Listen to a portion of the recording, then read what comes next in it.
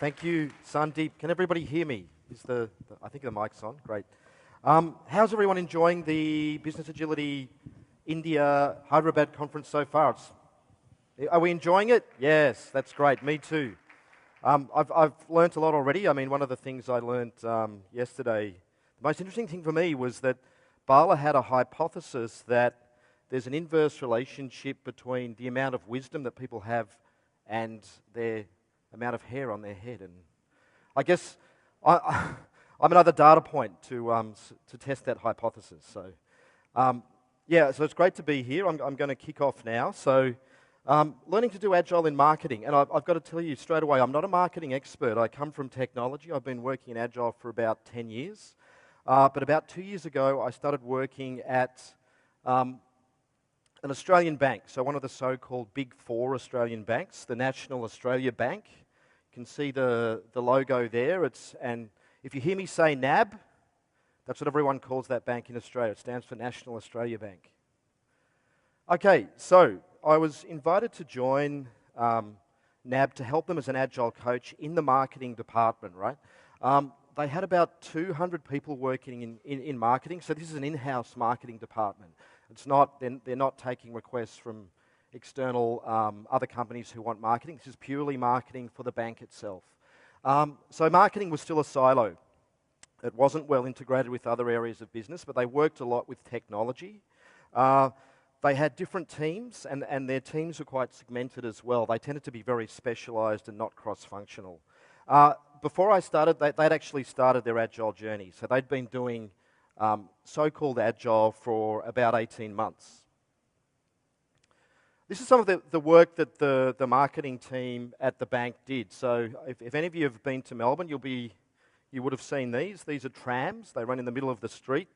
They cause a lot of chaos at times when people don't know how to drive around them.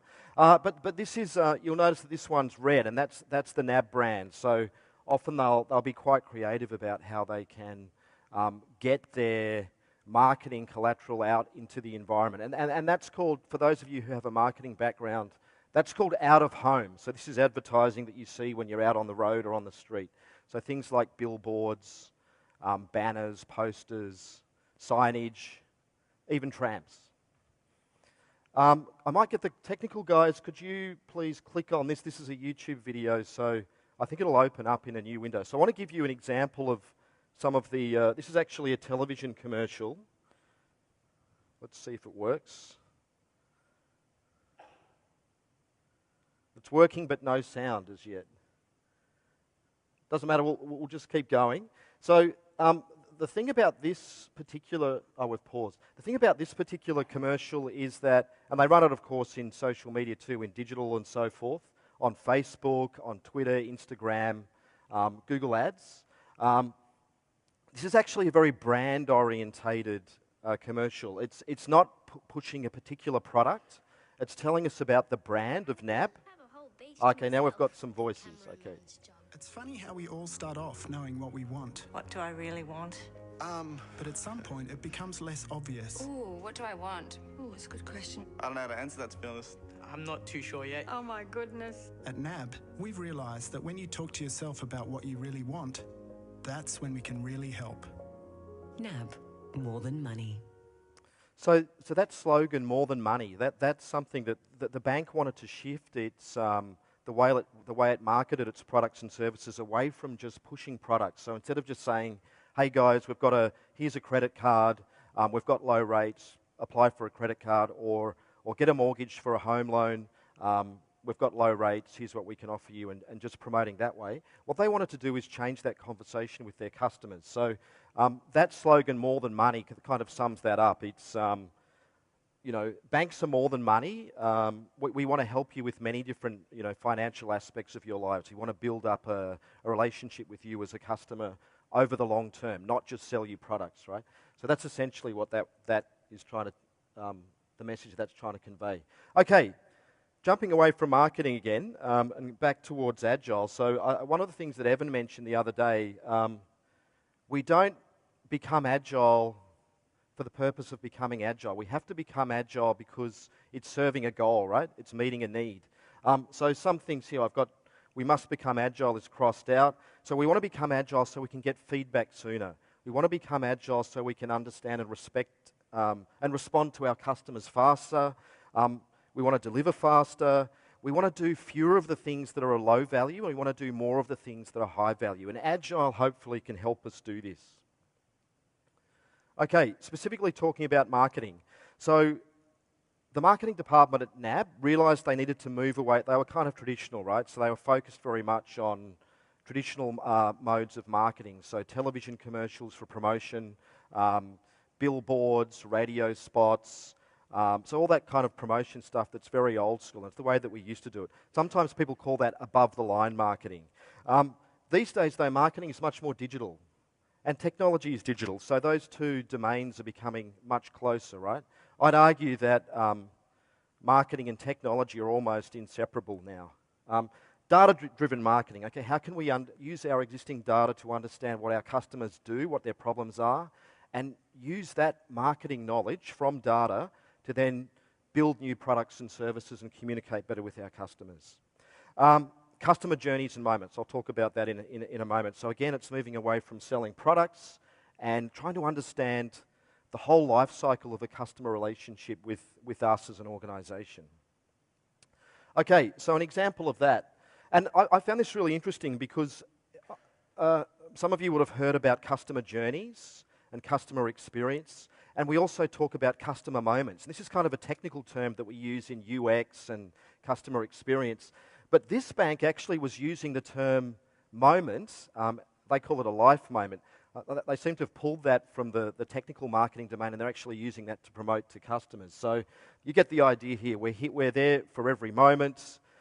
Travel, home and property, life and family, work life, unplanned life moments. These are things that banks... So this is when bad things happen, right? It's when you lose your job or you get sick or something bad happens to you and you know, maybe that affects your income. So in the past, banks sort of were like, okay, we don't really care, that's your problem. But because banks now want to have this lifetime relationship with you as a customer, they want to help you through these times. So because in the end, it benefits them. They keep you as a customer. They can help you with finance plans and so forth. So life moments. All right. This slide is to do with a customer journey, right? So the particular example here is that of actually an Indian overseas student who's studying in Scotland, and they want to open a bank account. So you can see this is the top line is the channel. So we're the bank for you. They see some advertising when they arrive in Scotland. They go to the bank. They've got to fill in forms to apply for their bank account.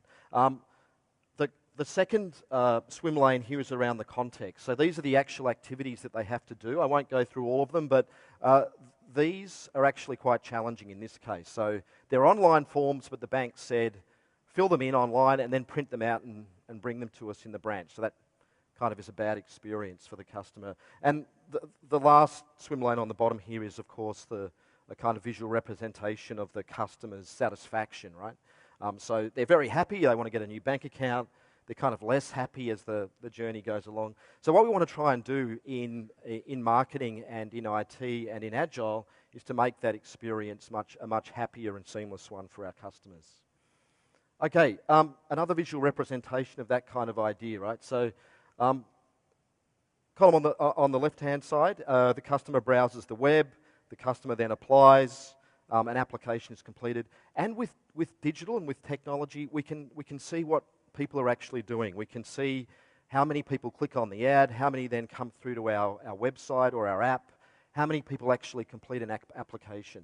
And we can measure that very precisely, right? So this again is what I'm talking about in terms of the synergy or the convergence of Agile and marketing.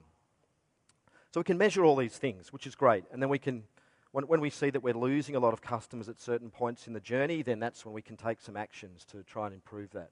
And be aware, of course, that you're always going to have high leakage rates, because when you guys know, when you click on an ad in the web, how many times do you actually end up making a purchase? Probably a small proportion of the time, right? That's okay. We want to just bring those numbers up.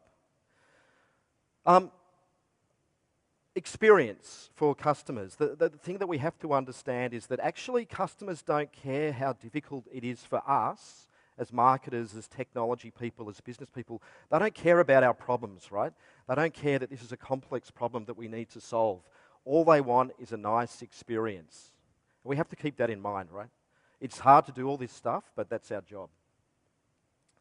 Classic from Steve Jobs.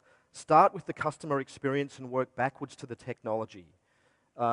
Don't build a technology because you think it's a good idea and then try and push it to your customers, right? That's the wrong way around. That might work if you're really smart, but probably it's not going to. Okay, back to the context of the bank. Where were we on our Agile journey? Agile was generally well supported. People liked it. It was a nice way of working for them. They'd implemented what I'd call a basic kind of IT-centric way of doing Agile, which is called Scrum. Some of you may have heard of Scrum. They felt they'd got some benefits, but they wanted to expand that even more. They felt they could get more value. So the issue with Scrum as a way of doing Agile in marketing is it's really focused on product development. It works quite well for product development teams. It's when you've got, you want to build a product, you've got a single team, you're doing innovative things, you chunk that up into 2-week iterations or sprints, you have a product backlog. It all works pretty nicely if you're in IT or if you're in software development. Okay, but let's have a look at the differences actually between building a software solution or building an app and marketing. So software on the left, software is a creative process, it's innovative, it's got high technical risk. Often we're building systems and things that haven't been built before. New problems are being solved, there are new processes that we have in our teams to help that happen, and we're generally focusing on one product at a time. One team will focus on one product. Marketing, on the other hand, well, it's creative. I'd say it's also innovative to a certain extent, but we're generally using technologies and ways of working that already exist, right? So even in digital, we're using Google Ads, we're using social media, we're using websites and apps, and the analytics and the digital problems around that are quite well understood. The other really important thing is that we're generally repeating that process over and over again. So the content of our marketing campaign will change, but the processes are essentially the same. It's like, okay, we want to have 10 ads on Facebook and a television commercial and whatever else we need. But we understand how to do that already. So there's some key differences between a marketing context of doing work and building a software system. All right, so challenges again in the specific context of the marketing department that I was working in. And you can see that these are all teams, right? So, and this is to give you an idea of the value stream. So a product team might come up with a new idea for a product or a service. It passes through a number of different teams in marketing. They actually outsourced a lot of their creative work to external agencies. So you can see there's a lot of handoff and a lot of back and forth. And if, for example, the creative agency didn't understand the brief correctly or didn't do a great job, then they'd send their work back and there'd be some discussion. Anyway, so there's a lot of rework, a lot of churn, a lot of waste, a lot of handoffs. This handsome gentleman here is, again, demonstrating this complexity of value chains. So you can see that there are different swim lanes here and lots of little arrows, and it might be hard for you to see, but again, it's work passing back and forth between teams. We know that's not ideal from an agile way of thinking. A similar image here. Too many handoffs between teams, a lot of waste due to waiting for teams to finish work. Even getting work into a team's backlog is quite challenging. A lot of waiting, and then because the teams aren't working directly together, then there's a lot of rework because Team B doesn't understand what Team A did. Right, I just skipped a slide there because I've got to speed up. What agile methods would suit marketing? Let's try those. So firstly, break away from a product development model. Become more cross-functional in our team structures. Form, test, and iterate on hypotheses quickly, right? MVP. So I know Rajesh talked yesterday about, I think, Gabe Brown. So experimentation, let's make hypotheses, run experiments, see how they work. That's a very agile way of working. And if we do all these things, then hopefully we can get marketing value into the market faster. These are some of the things that we did at the team level. I'll just highlight here, we moved to a Kanban approach, which is like a continuous flow approach rather than a Scrum approach. And we really wanted to do this last point, attention paid to prioritising work less is more. So the problem for these guys was that they were doing many, many campaigns at one time, and all the, I guess, the digital assets in each of those campaigns were kind of equally weighted, even though they weren't of equal value. So teams would try and do everything. What we wanted to do was change that mindset so that teams could pick the highest value items and work on those. All right, I'm going to give you a quick case study. So, overseas travel journey moment. This is what we tried to experiment on. We wanted to become more data-driven, more digital marketers, and we wanted to become more cross-functional in our teams. And we wanted, again, to get our value to market faster. So, this was the problem. This is the customer problem that we wanted to address, and also a problem for the bank. When people went overseas, what the bank wants us to do is tell the bank that you're going overseas, because then they know, okay, Antony's going to Indonesia, he's going to India. So if we see activity on his credit cards from those locations, then we know it's probably okay. But if he doesn't tell us, then we're not sure. Maybe we think it's a suspicious transaction, we might block the card. So basically we wanted customers to tell us more often when they were going overseas. If they might block my card, or then I've got to ring the bank and it's a drama and so on and so forth. And it costs the bank money. So the mobile app that NAB uses already had a nice feature that if you went anywhere near the airport through GPS, it would send you a little alert saying, hey, you're near the airport, are you going overseas? Which is kind of a nice feature. Not always a nice customer experience, because sometimes you were just going to the airport to pick up a friend or something. So then there was a kind of an element of disappointment when you're like, actually, no, I'm not going overseas, so I'm just picking someone up. But you know, that was one of the things that was already in operation. Going back to our problem, so we want to encourage the registration of travel. We want our customers to tell us when they're doing that. These are the benefits. So better customer service, a better experience, reduced cost, reduced amounts of credit card fraud, and possibly a chance to cross-sell and promote other products. So what do we want to do? We had a hypothesis that if we looked at credit card transactions of our customers in Australia, and our hypothesis was if they spent more than a certain amount of money on airfares, that was a good indicator that they might be going overseas. So the journey essentially was we would understand their transactions, we would send them an email, they would get an email, they would open the email. If they were in fact travelling overseas, they could click through and register their travel. Pretty simple, right? This is our hypothesis then. So we believe that identifying customers through transactions will result in some of these customers registering for overseas travel. Very importantly, we will know when we have succeeded. So before we start the experiment, we already have an idea of what success means. What's the quantification of how do we know that we're successful? So we define that up front. Okay, how did we do that? We formed a quick virtual team with cross-functional. So we had data, we had the email template team, we had creative, we had digital production, and we had digital analytics, all in the one team. So we had all the right people in the team who could act really quickly. We had basically a 2-month timeline to do this, which is kind of long, but because these guys are all working in other teams at the same time. So, right, result.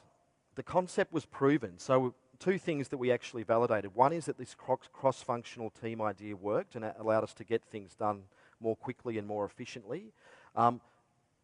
2, our hypothesis was validated. So we found that, yeah, sure, we emailed a number of people who weren't actually travelling overseas, and we emailed people who didn't respond, maybe even though they were going overseas, but we did get a significant number of responses.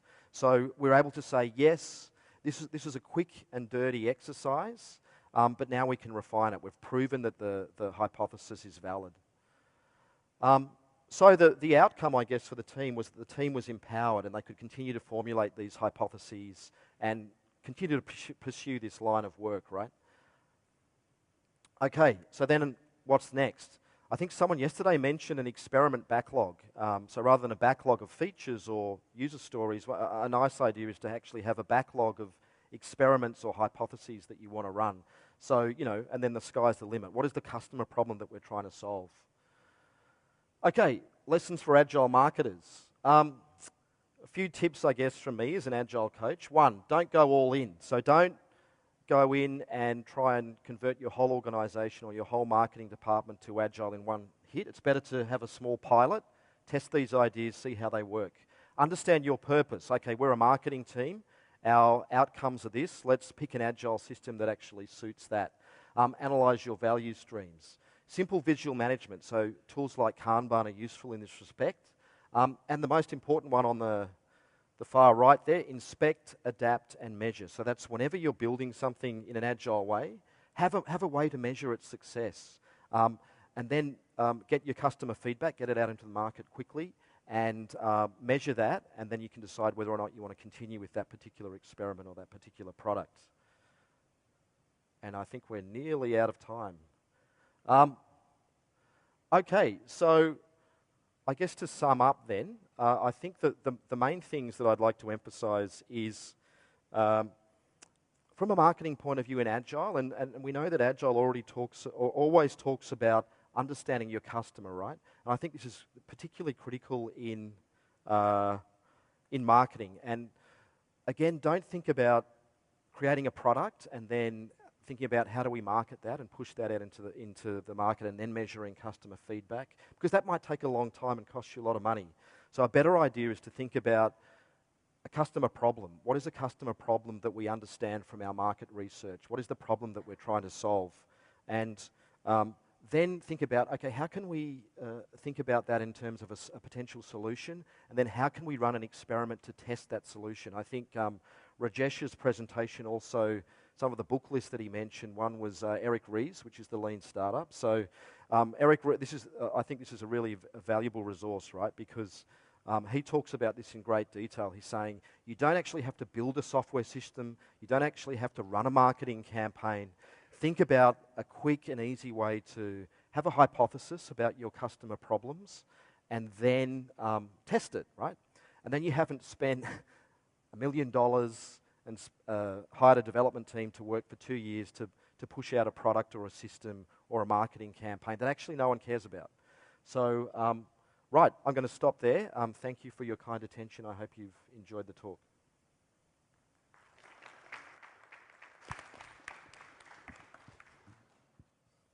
We've still got 10 seconds, I think, yeah.